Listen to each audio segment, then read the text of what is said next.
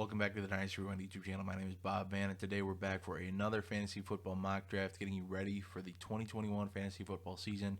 Here on Underdog Fantasy, we are in the draft room. We are pick number 6. We're going to get into it, and if at any point you decide that Underdog Fantasy sounds pretty cool, like I know you think it is, feel free to use the link in the description box below or use promo code REWIND at checkout. You will get a free $25 to play with. Use that for the Best Ball Mania draft, the puppy drafts, whatever the case is, or just use it for regular drafts, whatever you like. Get over there, support the channel. We'd really appreciate it. Let's cut to the draft. We are pick number 7. I went over this in the last video. I don't like being in the middle of the drafts. I always feel like I do better on the bookends of drafts, but sadly, not always the case. You don't get to pick your draft spot in a lot of leagues. If I had my druthers, I would definitely pick the end caps one way or another. But here we are in the draft. We'll see how we are going. This is a 12-team draft, so plan accordingly. I did a 10-team draft yesterday. I know it's usually between the two, usually a 10-team or 12-team league. I wanted to show the 10-team leaguer some love since most of these drafts have been 12 teams. So we see nothing crazy going off yet. McCaffrey, Cook, Kamara, same way that draft started.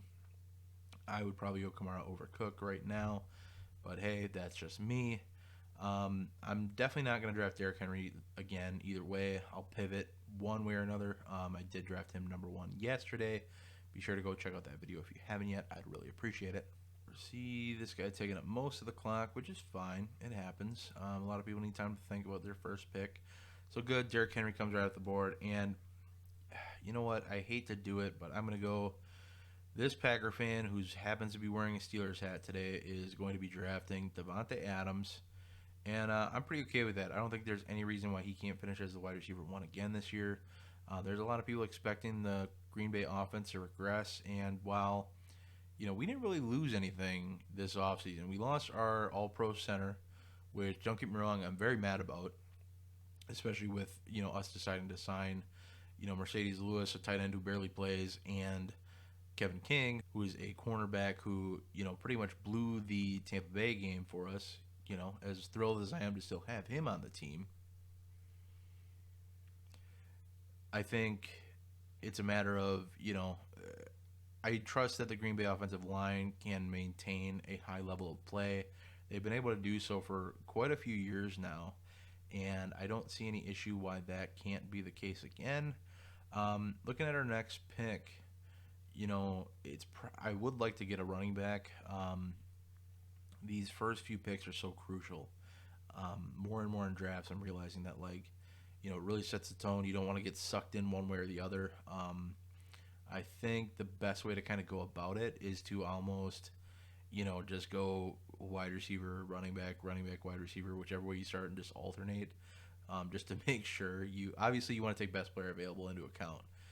But, I just think that if you end up going one way or the other, you kind of get sucked into a pitfall of just none of these running backs really make sense here, so I'm going to go wide receiver again. And then the reverse is, none of these wide receivers make sense here, so I'm going to running back again. And while I think it's cool in a lot of leagues to make sure that you have a dominant force in some respect, at a position, whether it's having really good running backs or having really good wide receivers or, in IDP leagues, you get into linebackers and stuff like that. But, most leagues, I think it's good to have a strong point one way or the other, but in these leagues, it's so important to, stay level, and I like to punt quarterback and tight end. I didn't do that in the last draft, full disclosure. I drafted a quarterback a little earlier than I like to, but I felt it was good value. But in this draft, I'll definitely be punting the position and going shotgun approach late, where I just kind of load up as many as I can and just hope for the best. I would love to get me some Najee Harris as my running back 1. I'd be fine with that. I don't want any part of Joe Mixon as an RB1. Yeah, Najee is going to be my best bet at an RB1. I would even put him over Gibson, to be honest. Yeah, there's no chance I'll get him. One of these guys will definitely grab Harris here. It's tough to pivot here. I don't really want Mixon as my RB1, but I might have to take Mixon as my RB1, as much as I hate to do it. I just don't trust in that offense. That offensive line has already looked terrible. As if they pass on a top-tier offensive lineman in the draft at pick 5. Who knew that would happen?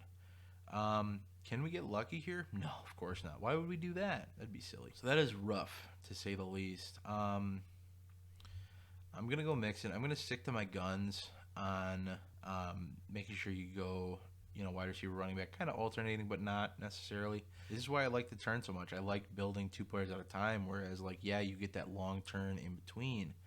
But it's so much easier to build your roster 2 blocks at a time instead of 1, and then, a long way. And sure, the picks are closer together in theory, but I just, if you can pick your spot, I always recommend picking the ends.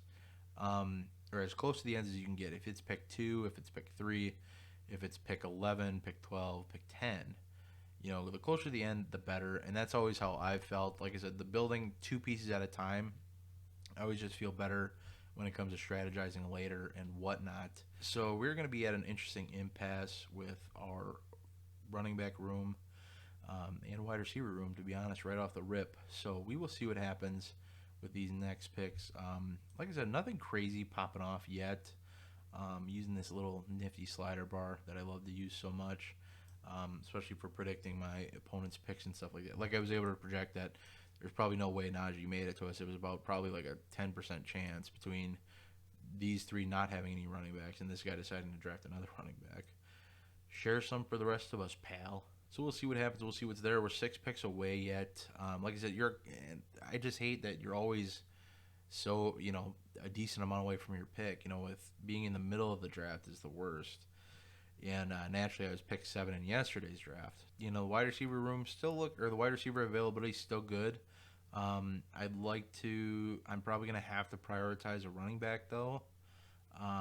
It's probably going to be Carson or Swift, just to make sure I get one, because God knows I'm another 800 picks away. That is sarcasm. And one of the big things I've noticed in these drafts as they've progressed this summer is wide receivers have just shot to the front of drafts. I don't know what the deal is, but when anybody says that wide receivers are deep in these drafts, they're almost lying at this point, because it just seems and that could be the competitive landscape of this format where everybody's paying to play, as opposed to just drafting for free, on Yahoo as a mock draft or on NFL.com. Take your pick. So we are going to, I feel like there's a better chance that there's a good wide receiver on my next pick. So I'm going to go running back that I think has a ton of upside, and that's DeAndre Swift. Honestly, if Chris Carson's there, I might take him too. I hate stacking a bye week, but I feel the need to draft a running back. Like I said, I feel like I have more of a chance of having a good wide receiver make it back as opposed to a good running back that I'm tolerant with.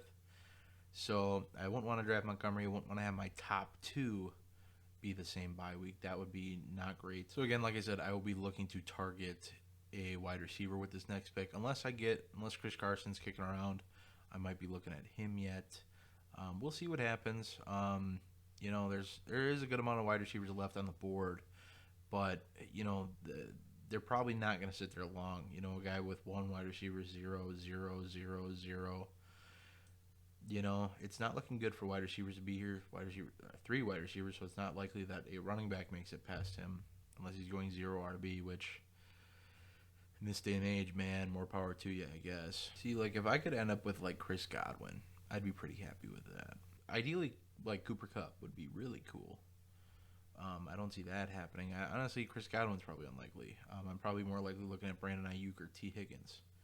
But I don't want to get into two players in the same offense in my top 4 picks. The more you can spread out your players over the league and over bye weeks, different teams, etc., the more upside you'll give your team, because you'll have more going at the board. If say Cincinnati's facing a really tough defense, say Detroit's facing a tough defense, or their just offense has a bad week, you're giving yourself that much more upside at the position, as opposed to if you draft 3 players from the same team, which and that is a whole other bag of worms, because it's then you get into well, our stack's really viable, and it's sure they are, and they can be, but I don't like to stack my whole team with a quarterback. I like to a 1 wide receiver, maybe a tight end with a different quarterback. So it's a whole mix of situations, but like I said, if Chris Carson's there, I'll draft him, as much as it stacks a bye week. I just think it'd be more valuable for me to draft a good running back that is no longer there. So in that case, I'm going to go with Brandon Ayuk. Probably my favorite sophomore wide receiver. Naturally dealing with a hamstring injury. Not great. Not as excited about that. That's, again, going against a lot of my rules. Don't draft injured players. Don't draft players with the same bye week. And I mean, that's a pretty good start from there. But so we're back up in 10 picks. Like I said, which feels like forever away. When they say it's easier to project how far your picks are apart, it's like, no, it's not. I should just dump on the middle of the draft picks, but, hey, that's where I'm at. Again, nothing too crazy coming off the board. I'm kind of waiting for that first pick that really, gets me going and makes me like, wow, that's a crazy pick. And nothing yet. I think everybody's been pretty sharp so far. Nobody's drafted J.K. Dobbins, so good on them. I mean, going 2-2 in the first 4, pretty happy with that. I think I, kind of reached on Swift a little bit, but again, just wanted to secure another running back. And I think that's more or less what I'm going to have to do the whole draft is reach as needed to secure the positions I need or feel like I need. And now, Jamar Chase comes off the board and, similar to, there hasn't been a lot of positive news in general coming out of Cincinnati camp, and that's what another thing that makes me, hesitant on Joe Mixon. Joe Burrow not looking healthy yet. Jamar Chase not looking like he's ready for the NFL yet. All very concerning things and things I'm not wild about. I'm going to draft Miles Sanders here probably. Yeah, I am. Again, just kind of, making my running back room as absolutely volatile as I can and inconsistent and quote-unquote injury-prone with Joe Mixon, DeAndre Swift, and Miles Sanders. But, I'm going to be looking at wide receiver-wise. I'm going to have some options coming up. I'm going to be looking at guys like Laviska Shenault. Probably would be the next pick. Unique bye week, different team. So that'll be something interesting to see as we get there. But yeah, definitely not looking at quarterbacks or tight ends yet. Kind of not my cup of tea. Darnell Mooney will be a target at some point. Just a matter of when we get there. So we see Gus Edwards go not early. I mean, earlier than he was going, but that's with, the whole... It sounded like J.K. Dobbins is probably going to miss the year, which is unfortunate. I have a few of him in a couple leagues, but it is what it is. Unfortunately, that is the cruel nature of this league and this game. So we are up, and we have our somewhat druthers of picks for players here, and I'm going to go wide receiver, which this lined up nicely. Don't really want Williams or Trey Sermon here. I'm going to go Laviska Shenault. I think there's a good chance he kind of breaks the mold into probably a wide receiver 2 this year. I think he ends up the wide receiver 1 on that team. I'm pretty okay with him. Looks good this preseason and said a lot of positive news on him out of camp, so I'm cool with him there. Reaching down the board a bit, not something I love to do. I try to take value, but when you have these, arguably more long and frequent turns than if you're on a bookend, it's kind of more important to just you have to reach down to get guys you like. Don't want Debo. Don't really want Boyd with what's going on in that offense. I really only want T. Higgins. Cortland Sutton's somebody I don't mind, but I drafted him yesterday, so I want to draft kind of a more unique team. Devonta Smith, don't really want him right now. Juju, not a bad option. He would have been fine as well. But another kind of volatile situation, if you ask me. But so we're in okay shape. Like I said, we're building out pretty decent. I can start kind of now weaning off of running back into wide receiver more, to where I've been kind of going 1 for 1 each way.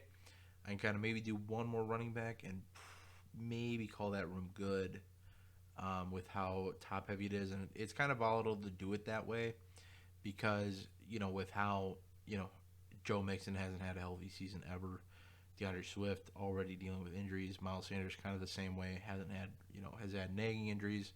Played all 16, I think, is his rookie year. But, missed some games last year. So there's some volatility there. To call it good early, not necessarily the greatest move, but you might have to. We'll see. Darnell Mooney is looking like he might be my next pick. Maybe Juju. I don't know. As much as I don't want to stack a bye week, I might choose to do so anyway. All right. I am going to choose to go Darnell Mooney here. And part of that is being, He's another guy I think can really, break the mold and be a wide receiver too this year. Had a ton of work last year and just wasn't able to make the most of it because his quarterback stunk. But he profiles as a guy who can break out pretty easily this year with the work he had last year. I think there's a good chance of that. Either way, I touched on it in the last video. With Allen Robinson, and Darnell Mooney respectively, they both get a quarterback upgrade. Either if it's Andy Dalton, in my opinion, or if it's Justin Fields. I think both of them are way better than Nick Foles or Trubisky were. So I think if either quarterback can get the ball a little more deep to Darnell Mooney accurately, I think there's a good chance that, he takes a handful of shots to the house. I don't know how much he's going to be reliable in the short game or the intermediate game, but this dude breaks coverage like you wouldn't believe when it comes to the long ball, so I'm cool with him there. It's a little early, probably driving up that ADP a little bit, which is not great, but it's get your guy season, and sometimes you have to do that a little early. And again, it's one of those players where I'm just willing to put my money where my mouth is and draft him early as needed. Ronald Jones will probably be my next target for the next pick, but probably going to avoid running back here and go with another wide receiver. Brandon Cooks is an option. Stacks a bye week, but that's okay. All right, so I just read Mecole Hardman's little news blurb, and it says that he's expected to be a full-time starter this year, which, good God, can you imagine how fast that offense is going to be with Mecole Hardman and Tyreek Hill, and then Travis Kelce in the middle of the field just doing whatever the heck he wants? I would not want to be a defensive coordinator going against that offense any given week. But so Mecole Hardman might actually be a player I look at, especially because it gives me a unique buy, unique team, really spreading out my availability and my overall upside I think I can achieve. See, that sucks. Ronald Jones going a bit early, and I think a lot of that's because of people, they already feel pretty good about their wide receiver room, having 4 already, that they're okay with diving down the board a little bit. So that sucks. Would have liked to have added him, would have felt a little more confident in him.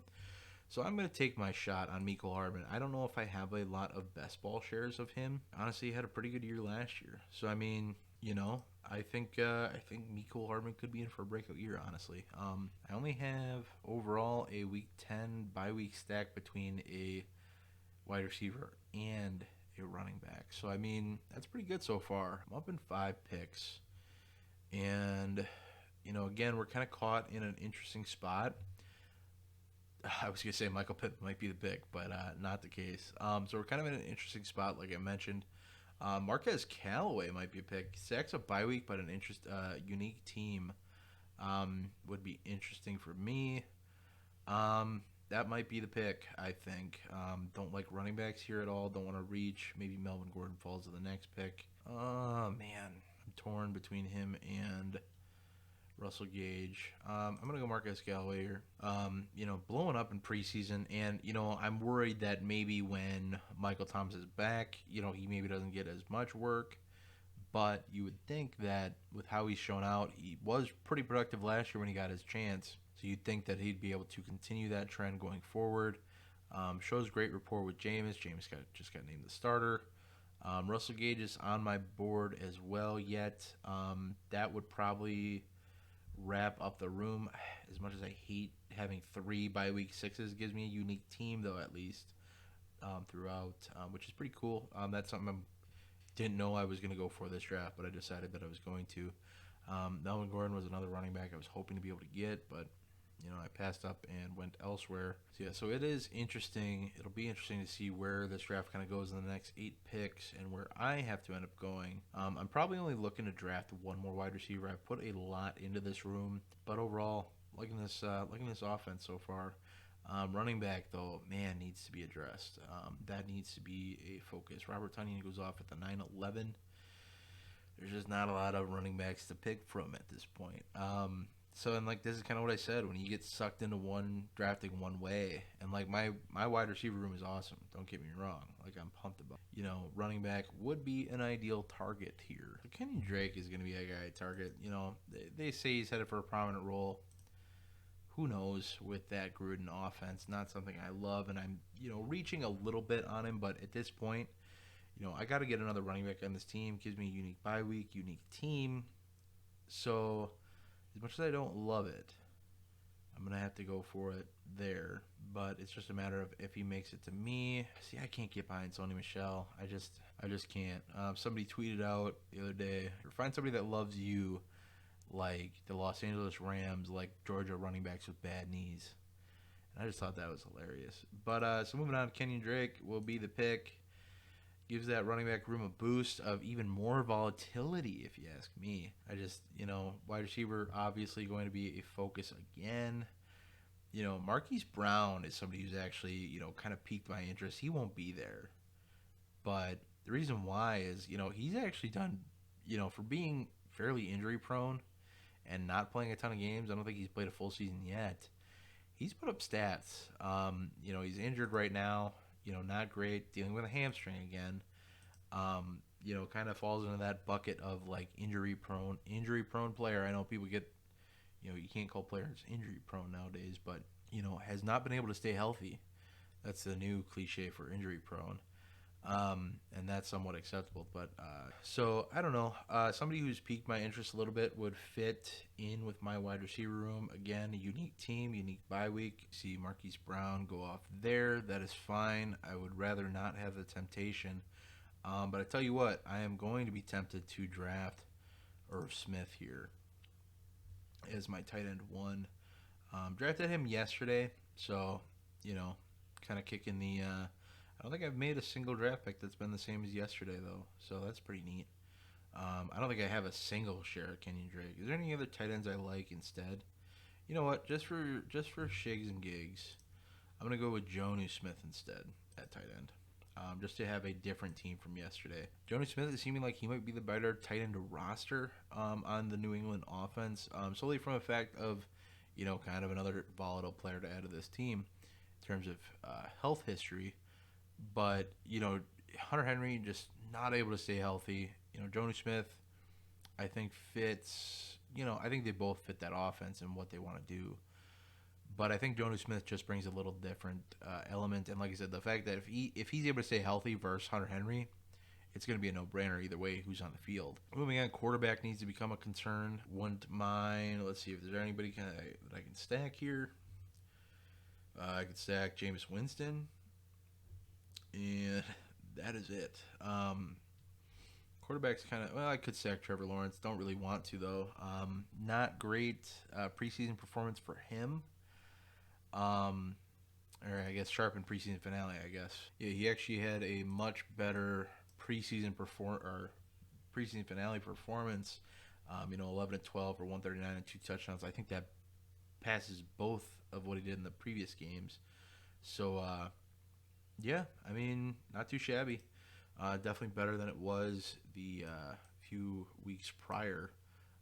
Was nothing to write home about, to say the least. So it might be somebody I look at, give me a little stack action's cool with me. That's where I think if you can get a unique team differential between your running backs and wide receivers, and then avoid similar bye weeks as much as you can, I think you're really setting yourself up for a lot of upside in a lot of ways. Moving on to our 3 picks away, and man, what do I want to do here? Like I said, I'm thinking I'll go Trevor Lawrence if he's there. All right, so we are up, and we are able to take Trevor Lawrence, another unique pick from yesterday's draft. Give me a little stack action, which I'm cool with. I don't know if I'm going to be able to stack anybody else. Jameis Winston will be somebody I look for. I imagine he'll probably go earlier than his ADP would suggest, considering the fact that, like, a lot of it, that's only 4 or 5 days old at this point, being mentioned that he was the starter. So I think that'll correct itself, and that'll go up boards as well. I could see him passing Zach Wilson pretty easily. Fitz. Getting probably ahead of Baker Mayfield. I could see definitely ahead of Kirk Cousins. Definitely ahead of Matt Ryan. Tua, probably where I draw the line. Maybe. You never know. I think the hype is real on Jameis Winston. I think he's a well-liked character in the league. I do think that maybe the turnover concerns will rear their ugly head at some point, but I mean, you even see people passing up Tua to go draft Matt Ryan.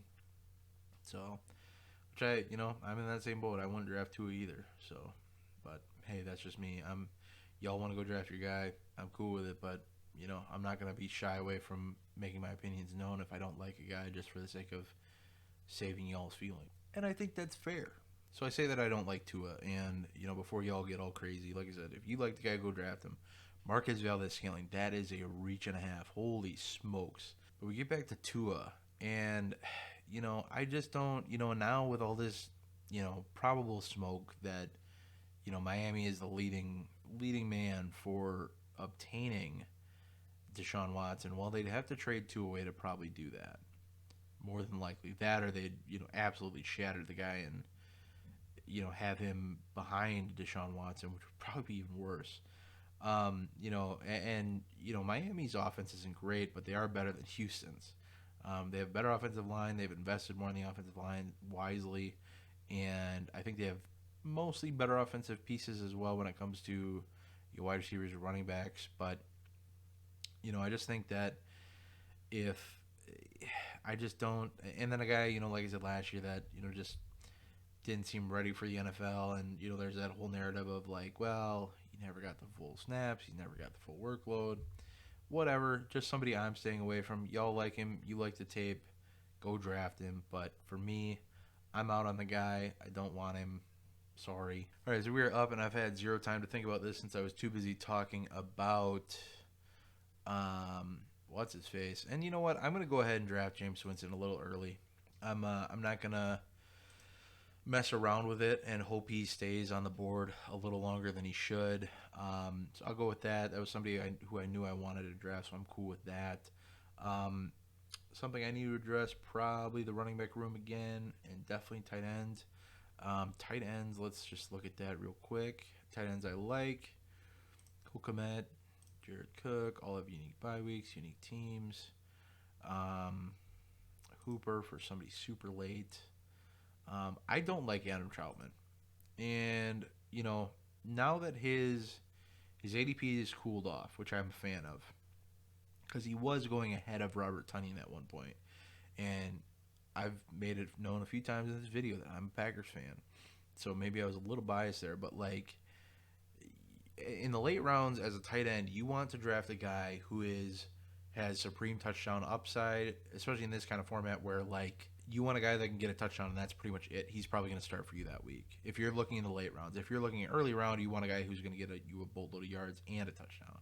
You're going to be looking for that 80 to 100 yards and a touchdown on a weekly basis. But at this point in the draft, where he was going in the 10th round, and 10 to 12 round range, there was always a bit of a disparity between the two. But he was going ahead of Robert Tonyan. Now, my biggest issue with that is, if you're going to draft a late round tight end for upside, especially touchdown upside specifically, why not draft the guy who already did it last year and scored 10 touchdowns for a team? I don't know. That's where I'm at. Sorry. So Adam Troutman's ADP has gotten a lot better, and I think a lot of that's with his injury that happened last week in preseason. Quarterbacks, somebody I'm still looking at quarterbacks a little bit. Probably be my last pick. Maybe I'll take Jared Goff. Just for a safety blanket, so to speak. But I still got a lot of picks. Wide receiver is still something I need to look at too. So I shouldn't blank out any position yet. We'll see what ones I can get at some value and hopefully unique bye weeks, etc. Diami Brown, somebody I'm kind of interested in. Curtis Samuel been missing a lot of time. Diami Brown's looked really good in preseason. He only caught 2 passes. I think he had a fumble and a drop pass too. If Curtis Samuel continues to miss time, expected to be the number 2 going forward, which is pretty neat if you ask me. Oh, what do we got kicking around for running backs? I don't want anything to do with Latavius Murray. If you ask me, I think he might get cut, which is super unfortunate. Have him in a couple leagues. Wasn't expecting that, but this Tony Jones has been the coolest thing since sliced bread. So let's, let maybe give Gio a shout. Nah. We're going to go KJ Hamler. And, gives me I think a really high upside on a weekly basis. I don't have too much to say about KJ besides it gives him upside. I think there's people out there that really think that offense is going to be limited under Teddy Bridgewater, who had not a great preseason showing this week. And that's going to fuel the flame more for Drew Lock to get more time. But I think KJ Hamler could have some upside. And where I'm drafting him with what I already have, I don't need the world from him. I just need him to not, I need him to fill in on bye weeks. If he could have a good game by week 6, that'd be neat. But other than that, looking at tight ends again, Austin Hooper will probably be somebody I look at with the next pick. Definitely somebody I look at with the next pick. Running back, again, wouldn't hurt, but just not a lot of players I'm loving at this point. Draft moving quick towards the end of the draft. I'm up again already. Austin Hooper will be the pick unless I get sniped again on tight end. Austin Hooper, when you're drafting a late round tight end, in my opinion, you want a touchdown upside and you want a guy that's going to be on the field. And Austin Hooper's all that. He's going to be on the field probably darn near 100% of plays. Man, I'm really over the sniping shenanigans. So you know what? I'm going to go James White. Heck it. Somebody who's going to get usage in that offense, consistently does year in, year out. When he's been healthy, he's been a guy. So give me a running back that is worth a single shout. So just got confirmation, just a sleeper notification that it is confirmed that J.K. Dobbins tore his ACL. Not cool, not great. Thankfully, nobody's drafting him. He's no longer doubtful. He is fully going to be out for the season. This puts Gus Edwards, like I said, in the last video a little bit I touched on it, where Gus Edwards, I think, becomes RB2 discussion. I wouldn't call it concrete. I think he'll get work, but the fact that he doesn't get used in the passing game always kind of limits that overall upside. But somebody you can add, and I think rely on as an RB3 ideally, but I don't know how long the value in drafts is going to be there. I think he's gone in the 5th round in this one and the one I did yesterday. So you're not getting a ton of value there, but we need to find another tight end to draft. Dang gummit. All right, so I'm thinking, again, this is the, draft a guy who's going to be on the field. Hayden Hurst will be the pick, as much as I hate to say it. Tevin Coleman might be the guy here. And I don't love it. I hate every bit of it. Solely for the fact of, don't really like the fact that he's beating out Michael Carter. Whether or not that sticks for the whole season, who knows? But, I feel the need. I really need to toughen that room up, so I think I'll go Tevin Coleman here. Call the running back room good. Hayden Hurst with the next pick. And then maybe, like I said, go with Jared Goff for the last pick at a quarterback spot. And that would wrap up the draft, which is not a super sexy way to end a draft. I think there's 2 schools of thought when it comes to late round drafting in best balls, and it's draft all the upside in the world, and it's draft players that, I think I'm probably in the minority on that, is drafting more safe players. And the reason I think that is because, your best players aren't going to blow up every week, and there's going to be the weeks where they're on bye. So I'd rather take a shot on players that are going to get some reps and put up some points. And players like Sterling Shepard, which I think is already, he's well gone in this draft. But that type of player who's going to be on the field, going to get reps. Quez Watkins is actually another good grab here. If I didn't only have 2 picks, I almost wish I would have grabbed him over grabbing Tevin Coleman. I would have felt better about that, a little less disgusting about it. All right, so we snag Carson Wentz for our QB3, and we'll more than likely take Hayden Hurst for our last pick. And our final tight end, Dan Arnold, is kind of interesting. A little bit of upside. And I think he's impressed, so maybe I go that route. Yeah, I'll go with Dan Arnold if he's there. See, Quez Watkins in the 18th round at this point seems like a pretty dang good value in my humble opinion. All right, so we will take Dan Arnold, and we will finish this draft with a quick recap. We had Trevor Lawrence, Jameis Winston, Carson Wentz at quarterback, Joe Mixon, DeAndre Swift, Sanders, Kenyan Drake, James White, and Tevin Coleman, a.k.a. the most volatile running back room in the game.